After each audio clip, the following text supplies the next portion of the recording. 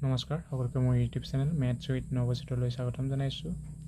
আজি আমি ভিডিঅ'টোৰ যোগেদি ক্লাছ 10ৰ গণিতৰ এটা খুব গুৰুত্বপূৰ্ণ বিষয় অপৰিমেয় সংখ্যাৰ বিষয়ে আলোচনা কৰিম। গতিকে সকলো ভিডিঅ'টো স্কিপ নকৰি শেষলৈকে চাই যেন। আৰু আমি আগতে ভিডিঅ'ত ত্ৰিকোণমিতিৰ ওপৰত আলোচনা কৰিছিলোঁ। যদি আপোনালোকে ভিডিঅ'টো চায় তেন্তে এই ভিডিঅ'টোৰ ডেছক্ৰিপশ্যনত এটা লিংক দিয়া আছে, অনুগ্ৰহ কৰি ভিডিঅ'টো চাই ল'ব। এতিয়া আমি এটা সংখ্যা লৈছোঁ √17। ই এটা অপৰিমেয় সংখ্যা। তোমালোকৰ পৰীক্ষাত আহিব পাৰে যে √17 এটা অপৰিমেয় সংখ্যা, তাক প্ৰমাণ কৰি দেখুওৱা। গতিকে আমি এইটোনো কেনেকৈ কৰিব লাগিব তাক চাওঁ আহক। এতিয়া √17 যে এটা অপৰিমেয় সংখ্যা, সেইটো প্ৰমাণ কৰিবলৈ আমি ধৰি লৈছোঁ √17 এটা পৰিমেয় সংখ্যা। ঠিক আছে। আৰু যেতিয়া আমি √17টো আমি পৰিমেয় সংখ্যা বুলি ধৰিম, গতিকে আমি পাম যে √17 = a/b, য'ত a b সহমৌলিক আৰু b ≠ 0। অৰ্থাৎ যেতিয়া আমি √17টোক পৰিমেয় সংখ্যা হিচাপে ধৰিম, তেতিয়া আমি √17 = a/b পাম। যদি a আৰু b দুয়োটাই অখণ্ড সংখ্যা হ'ব আৰু লগতে ইহঁত সহমৌলিক, অৰ্থাৎ ইহঁতৰ সাধাৰণ উৎপাদকত 1 থাকিব লাগিব। ঠিক আছে। এতিয়া আমি প্ৰমাণ কৰি দেখাব লাগিব যে এই a আৰু bৰ সাধাৰণ উৎপাদক 1তকৈ বেছি। তেতিয়া কি হ'ব? a আৰু b সহমৌলিক নহ'ব। আৰু যেতিয়া a আৰু b সহমৌলিক নহ'ব, তেতিয়া সেইটো পৰিমেয় সংখ্যা নহ'ব। আৰু পৰিমেয় সংখ্যা যদি সি নহয়, তেন্তে আমি ক'ব পাৰিম যে √17টো এটা অপৰিমেয় সংখ্যা। এতিয়া চাওঁচোন, bটো a লগত হৰণ হৈ আছে, গতিকে এইফালে গুচি আহিলে কি হ'ব? পূৰণ হ'ব। অৰ্থাৎ √17b = a। এতিয়া দুই পাৰে যদি আমি স্কুৱেৰ কৰি দিওঁ, অৰ্থাৎ √17b² = a²। অৰ্থাৎ দুই পাৰে বৰ্গ কৰিলোঁ আৰু এই যিটো ইকুৱেশ্যন, তাক আমি ইকুৱেশ্যন 1 বুলি নামাকৰণ কৰিলোঁ।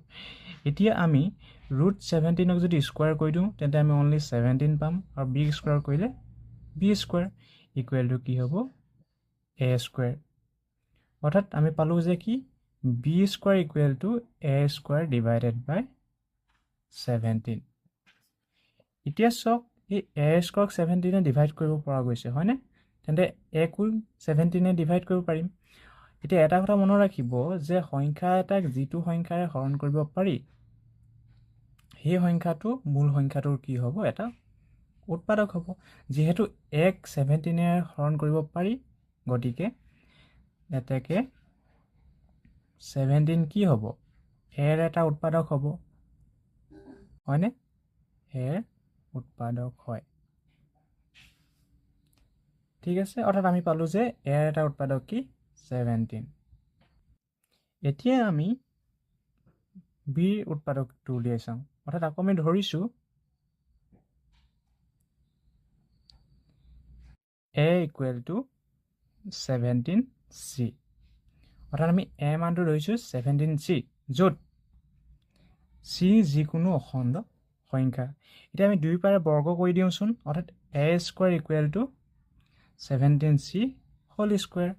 অৰ্থাৎ আমি কি পালোঁ? a² = 17ৰ স্কুৱাৰ কৰিলে আমি কিমান পাওঁ? 289c², হয়নে?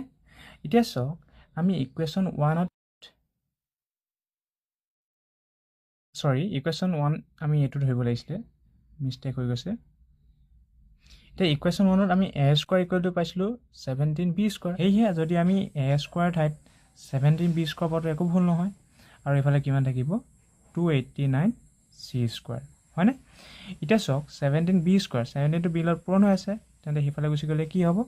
হৰণ। অৰ্থাৎ কি হ'ব? 289c²/17। দেন b² কি হ'ব? 17c², হয়নে? আৰু 17টো c² লগত পূৰণ, ইফালে গুচি আহিলে কি হ'ব? হৰণ। অৰ্থাৎ কি হ'ব? b²/17। অৰ্থাৎ আমি পালোঁ যে কি এই b²কো 17এ ডিভাইড কৰিব পাৰি, অৰ্থাৎ bকো 17এ ডিভাইড কৰিব পাৰিম। যিহেতু bক 17এ ডিভাইড কৰিব পাৰিছোঁ, গতিকে আমি ক'ব পাৰোঁনে therefore 17 কি bৰ উৎপাদক হয়, হয়নে? এতিয়া চাওক 17 টো এৰো এটা উৎপাদক হয়, আকৌ 17 টো বিৰো এটা উৎপাদক হয়। অৰ্থাৎ আমি যি এ আৰু বি সহমৌলিক ধৰিছিলোঁ, অৰ্থাৎ এ আৰু বিৰ সাধাৰণ উৎপাদক কিমান 1, সেইটো ইয়াত সম্পূৰ্ণ মিছা হৈছে, কাৰণ 1ৰ বাহিৰে ইয়াত 17টো এ বিৰ সাধাৰণ উৎপাদক হয়নে। গতিকে এ আৰু বিৰ যিহেতু সহমৌলিক নহয়, গতিকে ই এটা পৰিমেয় সংখ্যা হ'বনে?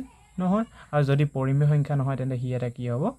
অপৰিমেয় সংখ্যা। সেয়েহে ইয়াত লেখা হৈছে যে 17 এ আৰু বিৰ সাধাৰণ উৎপাদক, যিটো আমি ধৰি লোৱা এ আৰু বিৰ সহমৌলিক ধাৰণাৰ বিৰোধ কৰিছে। গতিকে √17 এটা অপৰিমেয় সংখ্যা। নিশ্চয় আপোনালোকে ভিডিঅ'টো চাই বুজি পাইছে, আৰু যদি বুজি পাইছে তেন্তে প্লিজ কমেণ্টত জনাব। আৰু ভিডিঅ' চাই যদি ভাল পাইছে তেন্তে ভিডিঅ'টো প্লিজ লাইক, কমেণ্ট আৰু শ্বেয়াৰ কৰি দিব। আৰু আপুনি যদি মোৰ চেনেলটো নতুন তেন্তে এনেধৰণৰ ভিডিঅ' পাই থাকিবৰ কাৰণে মোৰ চেনেলটো প্লিজ ছাবস্ক্ৰাইব কৰি দিব। Thank U.